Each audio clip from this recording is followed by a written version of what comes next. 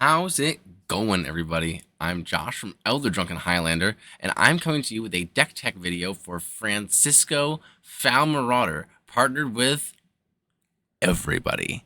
Yeah, I've gone and built like 13 or something Francisco decks. It's a murder. It's a murder of crows. They're all cEDH, and I'm gonna go over every single one of them more or less, and like a little quick deck tech for each of them, so you know all the options for Francisco. I think he's a really strong partner commander, and I think there's a lot of options for things that you can do with him. He's got a lot of things going for him. First of all, he's 2 mana, which means that he turns on a lot of free interaction early. He can be sacrificed and make you extra mana with like an Infernal Plunge or a Culling the Weak, and he has a really sweet combo going for him too. He's got Agatha's Soul Cauldron and Walking Ballista. So how that works is this: you put a Walking Ballista in your graveyard somehow, and then you put an Agatha's Soul Cauldron onto the battlefield. You exile the Walking Ballista, and then you put a +1/+1 counter on Francisco. Then you remove a counter from him, dealing 1 damage to an opponent, and since a pirate has dealt 1 damage to an opponent, he explores, which means you reveal the top card of your library. If it's a land, it goes into your hand. If not, you can either put it into your graveyard or keep it on top of your library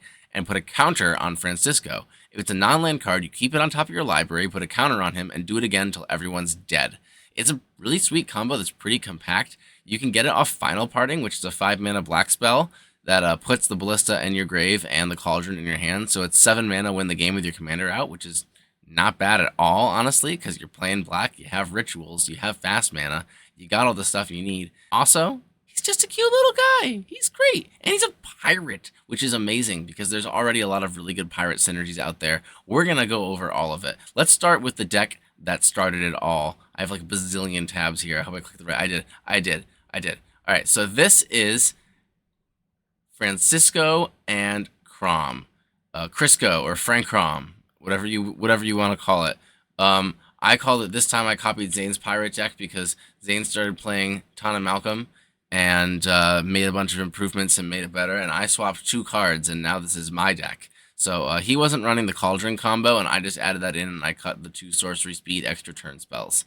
That's it. That's the only difference between my list and Zane's list. But yeah, this is really just a standard Grixis, like, fast Storm Breach Naus, Rhystic Study, Mystic Remora deck with the extra combo and the resiliency of Frank Kraum being 2 card advantage engines in the command zone. If you get a Ragavan out, then Frank goes up. You put a Conqueror's Flail on him. He can do stuff. There's only a few ways to trigger him in the deck, but honestly, with that and the Cauldron combo, I think that's just enough to justify running him. So this is the deck that started it all. It's really doing your standard Grixis stuff. I think Conqueror's Flail is becoming less and less of a spicy card as time goes on. Defense Grid, same with that. It is on Grinding Station, which is kind of hot. I like Grinding Station a lot with Francisco, just because you're already putting stuff in your graveyard with him anyway, so you'll have a lot of fuel for Breach. And the Grinding Station requires a few extra cards in graveyard once you have your Breach or Grinding Station to really get anything off of it. So it's nice to have Francisco and Grinding Station as well. It's just really not doing anything super special besides the Francisco stuff. We just have a lot of your regular Grixis stuff. There's 24 lands, and that's something I'm going to touch upon too. A lot of these Francisco decks are very low on lands because you don't want lands on top of your deck when you start the Agatha combo. When you have the Cauldron combo out, what's going to happen is if you have the land on top and you explore, then you don't get the counter back, which is bad. What you can do to mitigate this is you can put a counter on him, attack, and then explore again, and then if it's a land, you clear it. If it's not a land, you have an extra counter, and then if someone tries to do something, you can respond. And if they try to stop you before you do that, you just move the counter and like hope you get there. That's a way you can get around that. But other than that, you need to make sure there's not a land on top of your deck, and if there's 2 in a row, you're hecked. You can also pay 4 mana and put a counter back on him too using the Ballista, because he will have that ability from the Ballista too, but even so, you want to minimize the amount of times that you brick with this combo. So having a low land count is good anyway when you're playing black because you have turbo ad nauseum things to be doing and you don't want to be drawing a ton of lands. You want to be drawing more fast mana than lands. But even with that, we don't want a lot of lands for little Francisco here. He doesn't appreciate that. This is Lurrus Francisco. This is by Conspicuous Snoop or Ken Standish on Twitter. He made this list and I looked at it and I was like, ooh, it's kind of hot. So I stole it and now it is mine. and I I didn't change anything. I didn't add any cards or make anything different. It's kind of just perfect as it is. It's doing some Mardu turbo stuff with a bunch of low-costed permanents. I really like Goblin Engineer here because it puts your combo piece, your Walking Ballista, in your graveyard or your Cauldron to get back later in the graveyard. And also, if it dies, you can put it in the Cauldron and still have its ability, which is kind of hot. We love that. It's really, really sweet. And I really like Dothy Voidwalker for the same reason. Dothy Voidwalker, you can crack it, then put it, get a creature or whatever, get a tutor, get a counterspell, get something from the pile, put it in the Cauldron, and now all your creatures are Dothy Voidwalkers. You can crack them for everything else that's still in that pile, which is kind of spicy. I really, really like that. There's a lot of good things to be doing. Dauntless Dismantler, another thing you can put inside the Cauldron. A lot of value with it. And besides that, it's just doing standard stuff. Children of Corliss, really cool Cauldron card. And there it is. There's Final Parting, the card that should be in every Francisco deck, in my opinion, because it's freaking awesome. Gets your entire everything you need. Just assembles it all. Naus, Final Parting. This next one is also Akiri. This is by my amazing Punt Pals co-host, MTG_hotdog, aka Loren. And he's pretty happy with this list. He says it's really, really, really good. It's not on Lurrus because it's got Dihada stuff going on with it. Oh yeah, baby. Francisco's brought back hot Mardu Summer. We have Rogue Rack and some other guys to do curio combos. There's a curio, there's a Rogue Rack. So you could do like Dihada things, make infinite mana with Dockside, and then go off from there. There's a lot of just like piles of win cons in this one, which I really like. I'm all here for the pile of win cons deck. You have Dihada Flicker Underworld Breach combos where you mill with Dihada, make treasures flicker, Dihada, mill again, and then just keep doing that with Breach. There's a lot of just good stuff in here just to win the game. Pile of win cons. Also, I really, really like this guy, Disciple of the Vault. He's hot. So thank you, Loren, for showing me this deck. It is pretty freaking sweet. Also, Deafening Silence is here for some reason. He wanted to let you guys know that he has Thembershod as a win con for the Cloudstone Curio thing. He is flexing by putting the big bad dragon himself in there. So be aware that he will get you with Thembershod. Unless you have more life than him, then that doesn't really work, does it? Awkward. Well, it's there. It's in the deck. It's there to make you feel bad when you lose to it. So this one's Esper, and it's Ishai, and I like it because bird. You have two birds. The deck is very like mid-rangey. The really cute thing that you can do with this is if you have Ballista in the Cauldron and you don't have Francisco out, but you have Ishai, you can use Ishai to ping down a bunch of creatures, like build your own board wipe, which is kind of cool.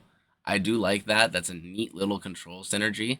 But other than that, it's not really doing anything super, super special. It has the tightest intuition pile out of all of these decks. You intuition and get your 2 combo pieces and a Savine's Reclamation and your golden, and that's really hot. But it's not really doing anything super, super special. It really is truly a control winter deck. It's playing Ishai, which is just like if the game goes long enough, it's going to kill you. I killed someone with Ishai in playtesting today, which was kind of sweet. Take that, Rogsai. Then it also has the compact combo that can just go once you create your window with Francisco, and it's doing control stuff. The other thing that you can do is just intuition at any point in time when you find your window for the combo and then win on your turn. It's doing pretty cool stuff, not gonna lie. I'm not super hot on the deck myself just because it's not really my play style, but I can definitely see it being very strong. Transmute Artifact, you can sacrifice something and get your Cauldron back in, which is kind of sweet. We like that a lot. Or Ballista, too, and then send Ballista straight to the graveyard, because that's what you want to do, just 2 mana, Entomb Ballista. Kind of sweet. I want to talk about the pirates in this deck. There's Greedy Freebooter, which is in a lot of these decks, because, I don't know, I just kind of like him. He dies, gets you a treasure, scries 1, so people don't really want to block him, so he can trigger your Explorer, and he comes out the turn before Francisco at 1 mana. You have Siren Storm Tamer, a classic from many, many Malcolm decks. Sacrifice to protect your combo turn, and also triggers Francisco. And there's a few other pirates that are kind of sweet that we'll look at in some of the other decks, but this one's not really on them. It's just doing standard Esper good stuff things. It's kind of sweet. Not gonna lie, it's sweet. It's just I just hate sitting behind Bird and countering spells. It's not proactive enough for me. I liked River Song when I was like, boom, take 5 damage. Ooh, take 6 damage. Hey, take 7 damage. I enjoyed that kind of play style. But this is like, ooh, don't cast too many spells, or I might attack the Rogsai player with the bird again. I'm not super into that. That's kind of like what Brawl and Shabraz does, but less turbo, and I would prefer to do that like zoom fast. So this is a great deck, not my playstyle. Even this deck, the control deck, is on 25 lands because we don't really need a lot of mana, and we don't want to brick on stuff. We got things like Lotho, we got a ton of mana rocks. We're good. This one honestly might be the best one in my opinion. It's up there with the Grixis one, I think, for the one that I think is the strongest. It's just pretty good. I've been doing well with it in playtesting too.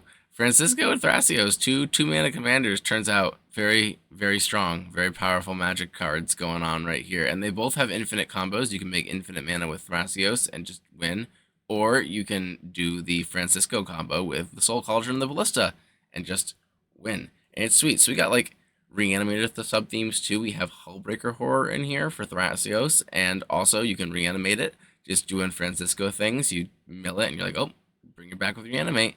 Kind of sweet. And we also have Razaketh in here. Razaketh is extra spicy with the Cauldron because you can put Razaketh in the Cauldron and use the Cauldron as a pseudo reanimate. So you can reanimate Razaketh by giving one of your other creatures Razaketh's ability, which is so goddamn spicy. This deck's not on Naus, but it is on Citadel just as a value piece. I figured with these two guys being in here, Naus wasn't the best idea. And Citadel's pretty hot with Thrasios and Francisco both controlling the top of the library to begin with.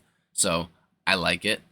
I like that. Alright, so this one is Jund Ad Causium, and it is some turbo ad Naus. Don't worry about it, it's just a brew. It's not going to cast an ad nauseum on turn. I've actually playtested it against people, but in Goldfishing it's been really sweet. We're on Hermit Druid, which is why we have the Boots of Speed. The Thrasios deck was on Hermit Druid too, just so you can like tuck and do Thassa's Oracle stuff. But the other cool thing about Hermit Druid combo with the Soul Cauldron thing is you can play the Hermit Druid, and then if it dies, you can put it inside the Soul Cauldron, and then do Soul Cauldron things. You can Soul Cauldron Hermit Druid on the end step with Francisco, with the counter on him, and then that'll put the Ballista in your graveyard. So then when you untap, you can turn the earth so you don't die. That's a flashback spell that puts cards back into your graveyard. Our Memory's Journey if you're with Thrasios.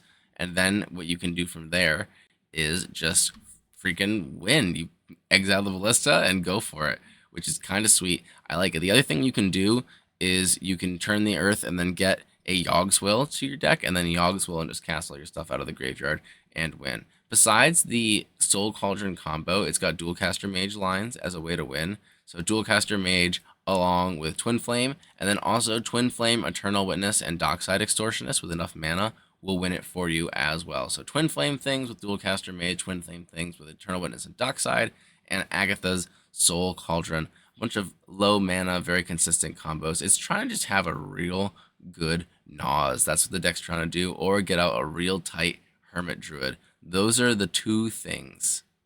Look at that. 1.29. That is not bad at all. If I do say so myself, that's pretty good. Alright, so this next one is probably the best Hermit Druid deck, and it's Abzan with Cedar, who is here. He, just like Tana, he's watching, cheering us on from the sidelines, from the command zone. He ain't doing shit. We're not even neoforming him. Or whatever. We can't do that in these colors. We're not even birthing potting him. We're not even Eldritch Evolutioning him. There's nothing worth getting, in my opinion. At least if you can think of something, that's great. We have Withersmog in this deck, not something that I put in the Jund deck, which maybe is something that I should put in the Jund deck. I just like the layering of the Twin Flame combos with the Dockside more, but if you actually playtest the Jund deck and try Withersmog, let me know. I feel like that could be good. Anyway, there's Withersmog in this deck as a win con, along with Hermit Druid stuff and the Francisco combo. So Hermit Druid, how that works is you just Savine's Reclamation for Eternal Witness, putting Chain of Smog into your hand, and the Witherbloom Apprentice, or Savine's Reclamation for a protection spell or something. I don't know, whatever you can get with like Grand Abolisher, and then Agatha's Soul Cauldron, and then do the Francisco thing. And that is it. The other thing is when you do the Hermit Druid thing with the Cauldron, you need to make sure you still have cards in your deck. So you need to turn the earth and put some non-land cards back in your deck so you don't die. Veil of Summer and Silence and Autumn's Veil, all of these things are very good with Hermit Druid, so you have to play them all in white, and that's kind of sweet. Also, you're on Naus, so you're Hermit Druiding and you're Nausing. just like the Jund one. The only difference is this one has a 1.31, slightly higher, not too bad. I did Naus with this deck in playtesting, and I failed, but it was like a turn 2 Naus, and I had already made my land drop, so I was going from nothing. But even then, I was kind of disappointed. Naus kind of stinks without red. Let me tell you, it used to be different. It used to be so different, but now it's not 2018 anymore, and Naus is bad in Abzan, I guess. But maybe I'm wrong. Maybe we just got unlucky. I did hit like no fast mana at all. This is a pretty sweet deck, though. I kind of enjoyed playing it. It's got Cutzil, which is sweet, because you're gonna draw a card from Francisco because he buffs himself, which is really nice. And also, it's just another Grand Abolisher effect. You're playing white, so you might as well run all of those. You're playing Hermit Druid, so you might as well take advantage of the fact that you don't want to get blown out by anything, so you want those Abolisher effects. We have Ranger Captain. You know how it be. All of the silences. The other nice thing about doing this with white is Lotho is really sweet, especially with Hermit Druid stuff. And we're on, of course, the Pirate, Greedy Freebooter. He's great when you need to sacrifice something. This is another good pirate too, Deadeye Tracker. He explores, which is kind of nice, and also he is Graveyard Hate. So if you're a little bit slower, you can stick him on the battlefield and use him to blow out Underworld Breach decks that are faster than you. All right, this is not controversial, like, at all. I'm not saying that sarcastically. I think this is a very reasonable take to have, that Francisco and Tymna is the best cEDH deck that Orsov has ever seen up to this point. I wouldn't say the best of all time, because if you compare things to how they are in their time, I think OG Tesa was the best Orsov cEDH deck of all time. It's just, not really a deck anymore. And this is the best Orsov cEDH deck ever because power creep exists. And that is my spiel about how sometimes I'm hyperbolic, but this time I'm hyperbolic and I mean it. But yeah, it's Francisco and Tymna. We're doing the Walking Ballista Soul Cauldron combo thing, and also we're doing some spicy stacks stuff. This is the stacks deck. If you like stacks, this is the deck to play. This is like a good stacks deck. I trash on stacks a lot for not actually winning the game, but man, you get to play some good stacks pieces in this and do really well. It's like we got Wandering Archaic, we got Myrel, we got Ranger Captain. That's a stacks piece. Don't at me.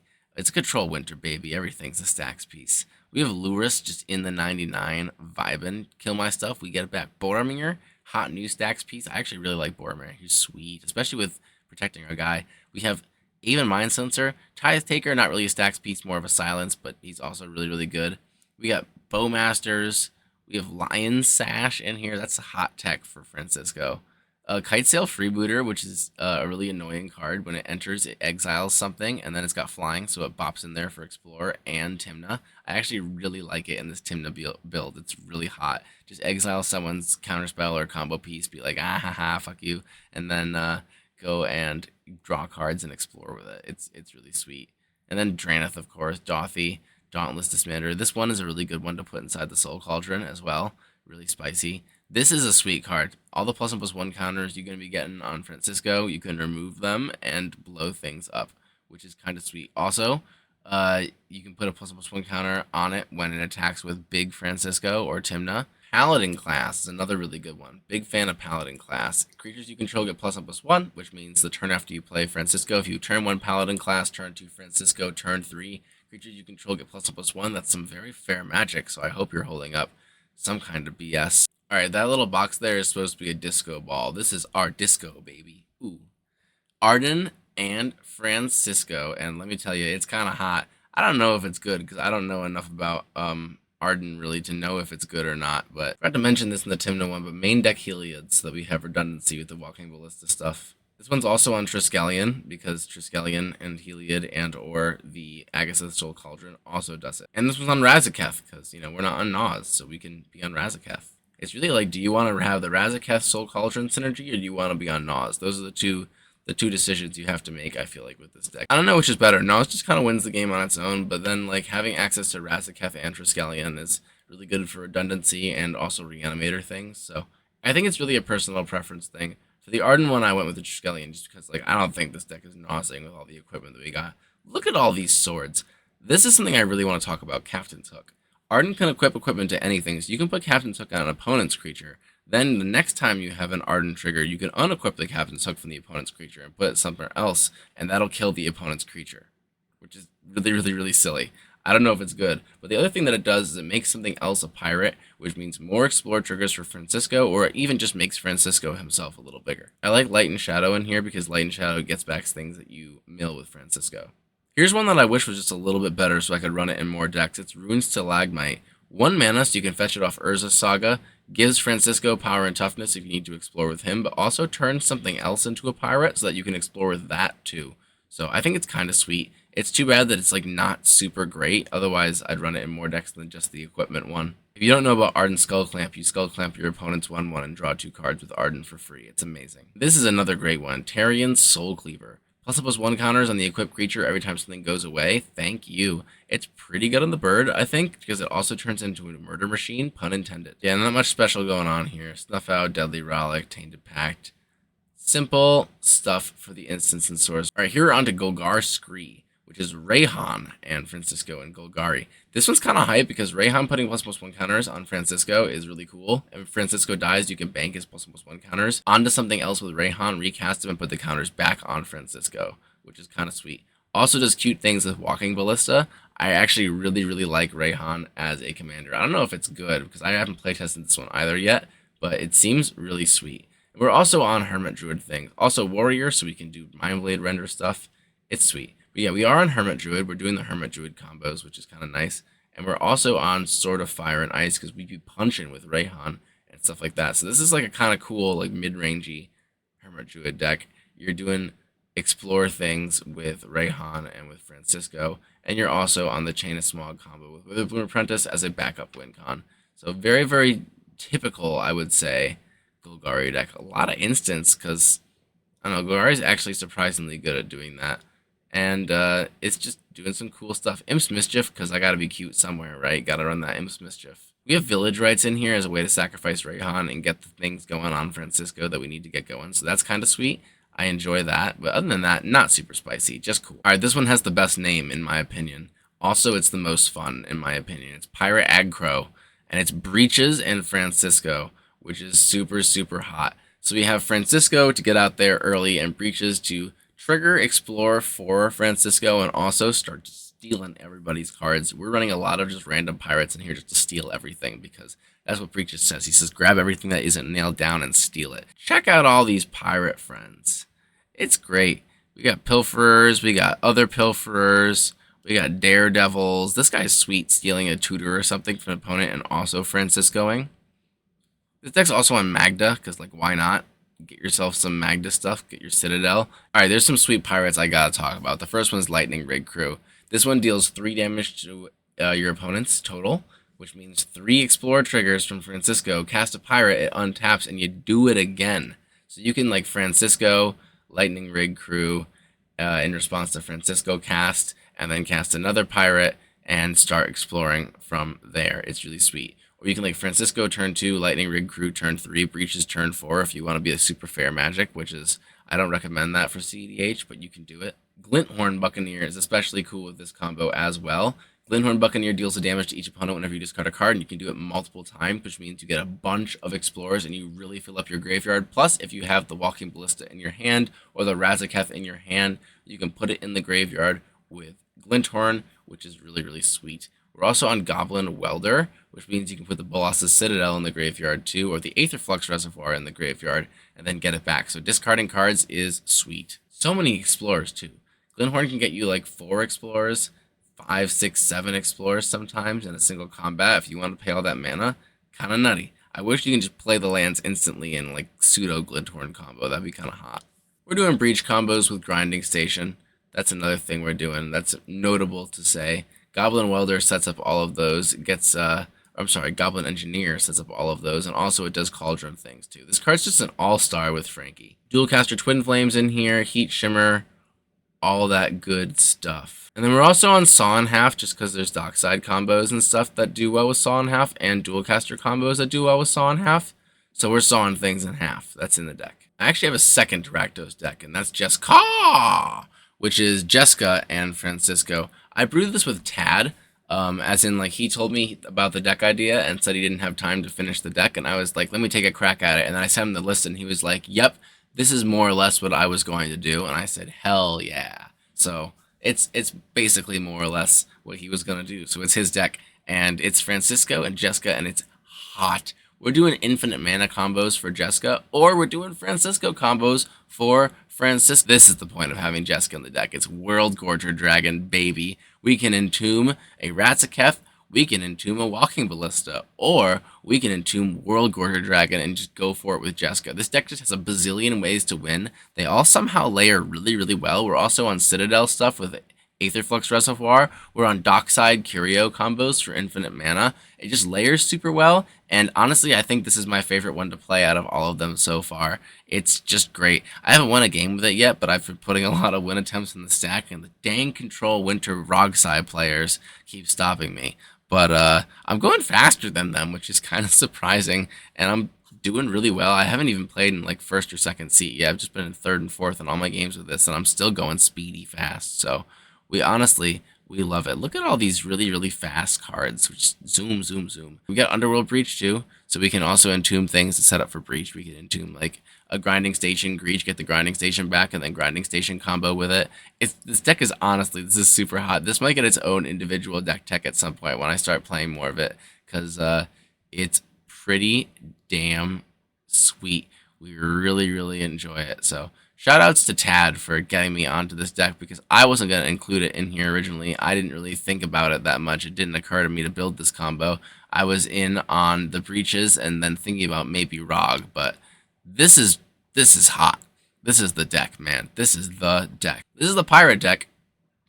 If you like pirates, but you don't like red for some reason, so you don't want to play Breaches, this is the one to play. It's got some really cool things going for it, actually. First of all, you're making a bazillion, jillion, million mana, so your Naus is really hot. This one's the one that's on Naus. It's not actually the red one, it's this one, which is interesting, because the red one wants to be playing artifact things with Citadel, so that you can do things with Goblin Welder. This one, not so much.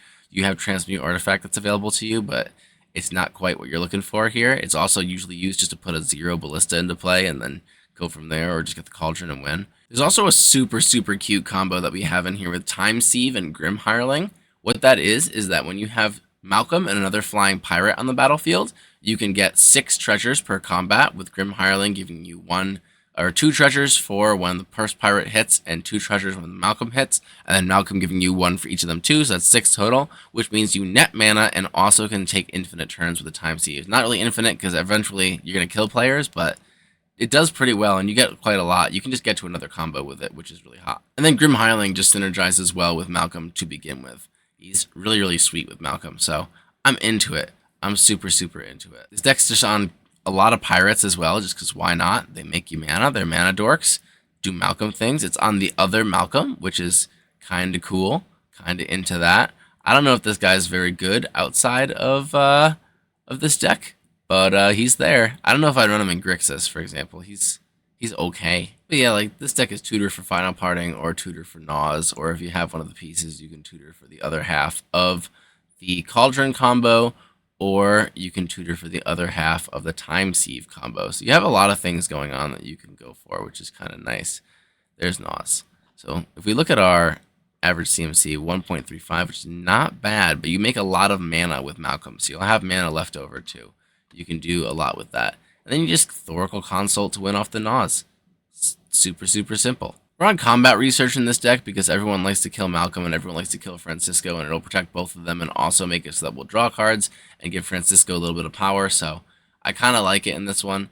I don't know if it's good enough to stay in the deck. I might cut it for something if I end up playing this deck more down the road, but it's here for now. It's kind of nice. Alright, this is the one, honestly, that I think I'm the most excited for. I haven't play tested this one yet either because I've been kind of working my way down the list, so I haven't yet gotten to this one, but it's mono black, and it is sweet.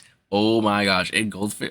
Austin came home from work while I was goldfishing this deck, and he was like, "Whoa, mono black Francisco." So I goldfished for him to show him like what the deck could do, and I just goldfished 2 turn 2 wins, and I was like, "Oh my god, what the hell?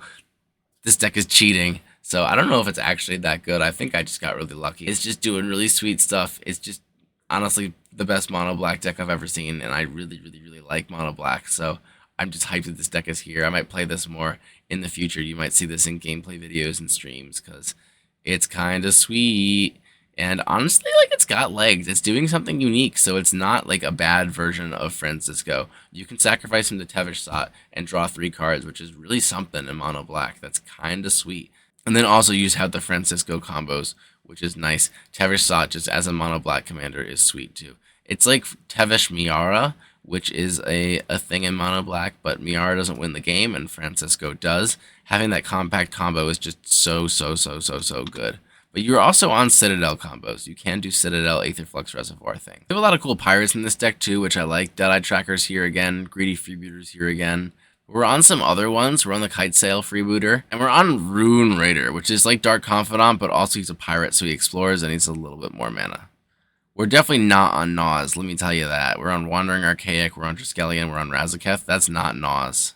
And this deck is on Peer into the Abyss, so we can do that. Besides that, it's just normal Tevesh mono black stuff. Skull Clamp is another notable card in here. Nihil Spellbomb is a notable card in here. But this nothing super crazy going on. It's just a mono black good stuff. Let's play test it. This is the last one, so I'll show you what I mean. This hand is, if this had like something to do on turn 1, this would be really cracked, but we're gonna shuffle it up. Oh, this is a card I forgot to mention, Forge of Heroes. It says choose target commander that enters the battlefield this turn, put a +1/+1 counter on it if it's a creature, and a loyalty counter on it as a planeswalker. Kinda dope. Really gonna just getting that Francisco buffed up. This is not great for second 7. We're gonna go to 6. No real fast mana, not really what I want. cEDH Traders. We can Francisco and Demonic Tutor and hold up Deadly Rollick. I like that. I like it. Let's do that. Move to bottom of library and keep a 6. So we'll draw. Cavernous Souls. Nice. Let's put down Swamp and let's pass. Next turn. Draw. Oh, mobile. Hot. Okay. Let's go City Traders.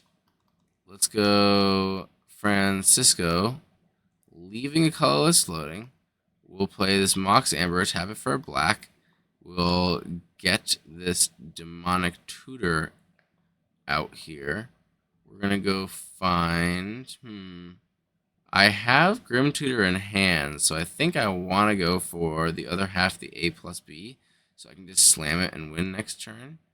So let's go for... Yeah, I think it would really depend on what the pod's doing. Like, if I'm afraid of Wheel, it's not Cauldron, it's Ballista. And if I'm not afraid of Wheel, it's Ballista. If I'm afraid of Grave Hate, though, I don't want to put that Ballista in there until the last possible second. So, We're just going to find the Cauldron.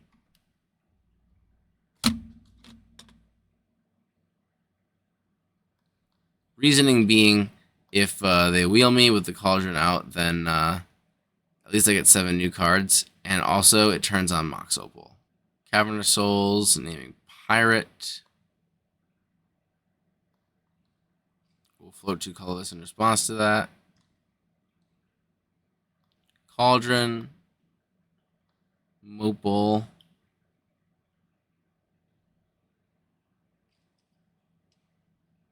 One, two, three. Let's do the Grim Tutor. Alright, so we're going to view library. We're going to get ourselves a Walking Ballista. There it is. We're going to cast it for X = 0. It's going to go to our graveyard immediately. Tap this, exile the Ballista, plus a +1 counter on Frankie. Moment of truth. So, how this works, we remove the counter, we reveal the top card. If it's a land, we put it into our hand, and we stop. And otherwise, we keep going. However, we played Frankie last turn. It's turn 3. We're going to attack first. So we deal 1 damage to somebody. We explore.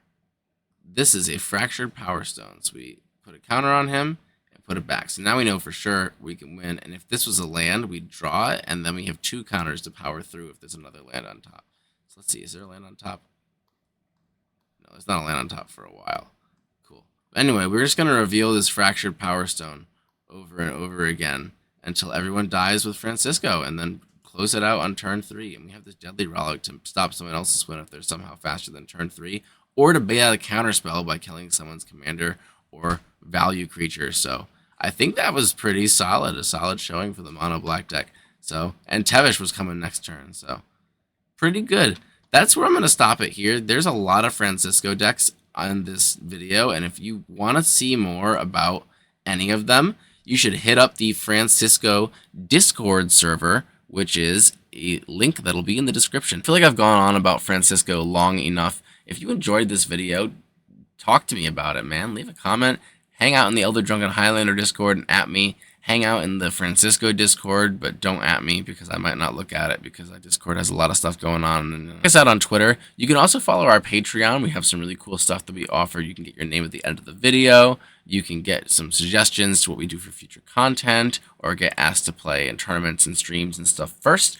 And you can even get me or Kevin to look at your decks if you have questions about your decks. That's the top tier. So we have some cool stuff that you can get too. Plus there's stuff in the shop now.